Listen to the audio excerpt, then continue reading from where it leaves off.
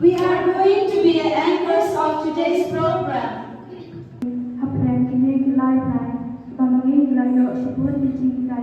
Oh, Acha Prabhu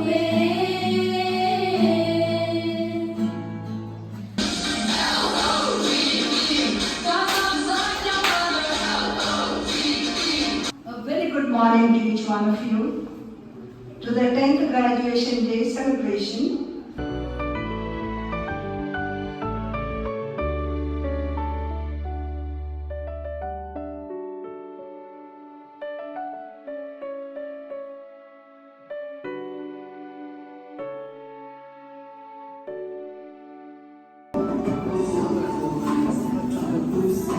Lord is India, Lord is India, Sora rays, as its sun wings, the man.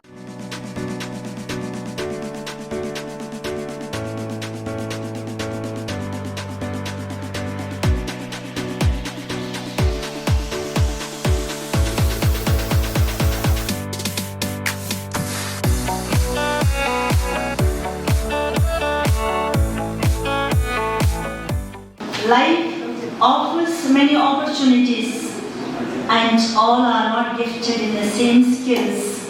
What can lead us now? What can make us all we want?